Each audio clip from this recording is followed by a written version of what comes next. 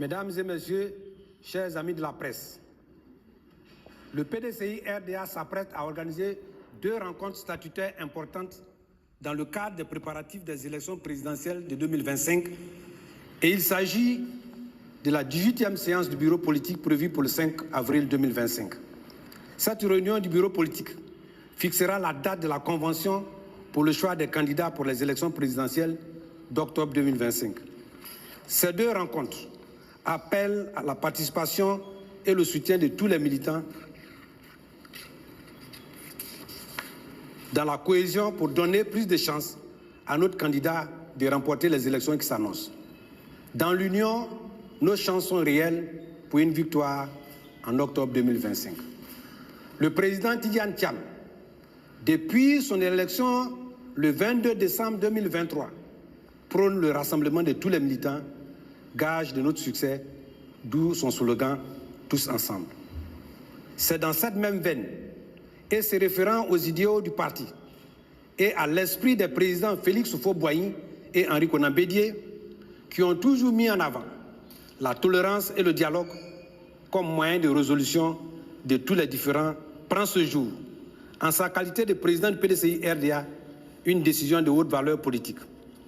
En posant ce acte, le président Tidjane Thiam reste fidèle à tous ses prédécesseurs qui ont toujours, à la veille de chaque grand événement, rassemblé leurs militants.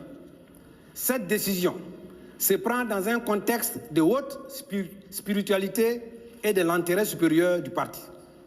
En effet, nous vivons une concomitance du carême catholique et du jeûne musulman, signe d'un signal que Dieu nous adresse afin que nous acceptions de nous pardonner les uns et les autres avant de solliciter celui de notre Créateur.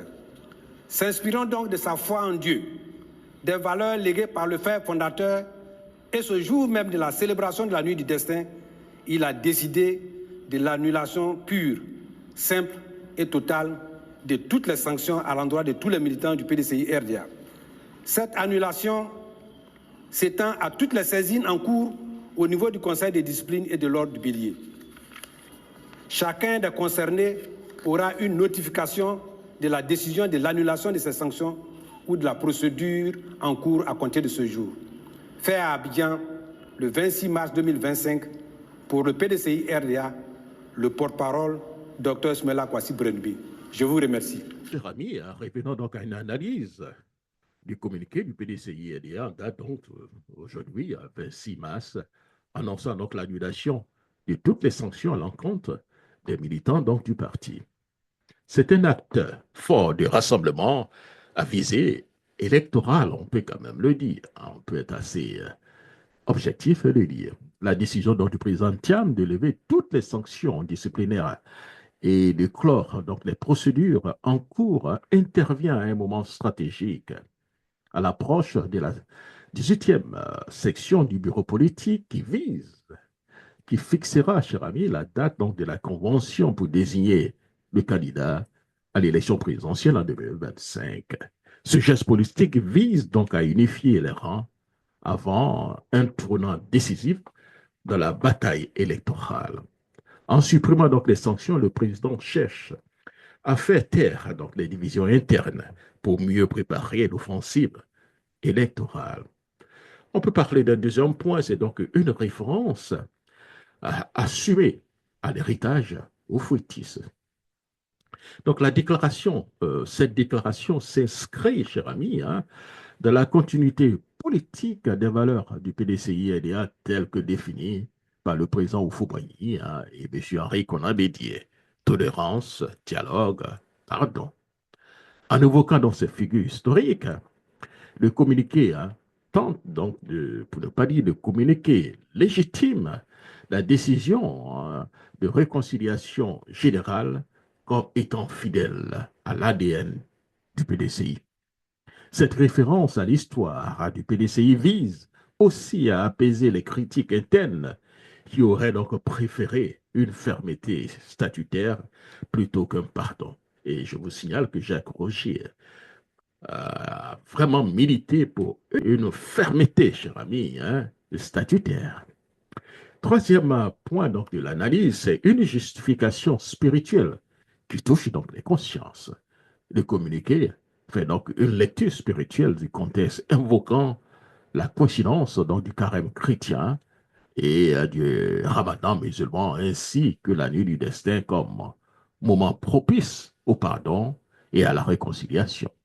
Cela permet de donner un acte à une dimension morale et religieuse, renforçant l'idée qu'il ne s'agit pas d'un simple calcul politique, mais d'un appel au dépassement personnel et collectif. Alors, le quatrième point, donc, si vous voulez, donc, de mon analyse du communiqué, hein, c'est donc une manœuvre habile, mais à double tranchant. Nous pourrons aussi le dire. Si l'intention affichée est noble, cette décision n'est pas sans risque politique. Elle pourrait être perçue comme par des gens comme Jacques Roger, et aussi par une partie des militants, comme une manière de banaliser donc les fautes hein, ou les contestations internes, voire comme une capitulation face aux pressions judiciaires ou médiatiques, comme l'affaire Valérie Apo et autres.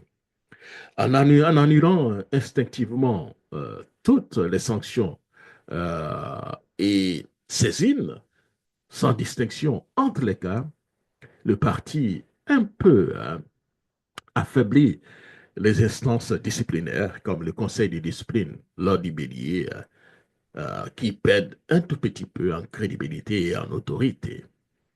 Cher ami, le cinquième point de mon analyse du communiqué, hein, c'est donc une stratégie de contrôle par le pardon. Politiquement, hein, là, cette décision place M. Tidiane Thiam en position de leader magnanime. Ça, c'est aussi clair. Hein. Au-dessus donc des querelles internes, capable de pardonner hein, pour mieux contrôler. Il efface donc les dettes politiques pour s'assurer que tous les militants, même les frondeurs, soient mobilisés derrière lui hein, lors donc, de la convention. Mais cela signifie aussi hein, qu'il prend donc le risque de réintégrer hein, les éléments instables ou hostiles dans l'unique but d'éviter des fractures politiques avant l'échéance présidentielle. D'abord avant le bureau politique de la semaine prochaine, ensuite la convention et l'échéance présidentielle. En conclusion, cher ami, ce que nous pouvons dire, c'est donc une unité. On peut se poser la question de savoir si c'est une unité imposée ou négociée, hein, cher ami. En somme, cette décision donc du 27 mars 2025 est un pari politique audacieux.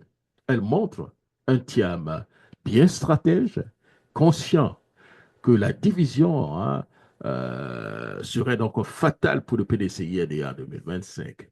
Mais elle ouvre aussi un débat donc de fond, peut donc construire l'unité hein, sur une base où l'autorité des règles est suspendue au nom de l'apaisement. Nous comprenons donc cette décision. Hein. Il faut jouer un peu bas la terre avant donc d'aller au bureau politique. Actuellement, l'heure n'est pas à imposer, donc, si vous voulez, hein, des décisions rigides, parfois inapplicables sur le terrain. Nous comprenons un peu tout cela. Mais cependant, nous nous posons donc des questions. Est-ce que ce pardon n'affaiblit pas un tant soit peu hein, le conseil donc de discipline lors du bélier où des cadres convoqués refusent de se présenter ou bien des décisions qui sont prises après sont annulées? Nous nous posons des questions, mais nous sommes en politique.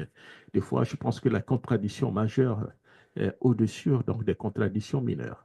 Ce geste donc de rassemblement sera-t-il perçu hein, comme une force, cher ami? Gros point d'interrogation. Ou comme une faiblesse? L'avenir nous le dira. Dans toute chose, c'est que nous sommes dans un jeu de dames. Et avec le temps, M. Thiam apprend à jouer ce jeu et commence à devenir un expert en jeu de dames.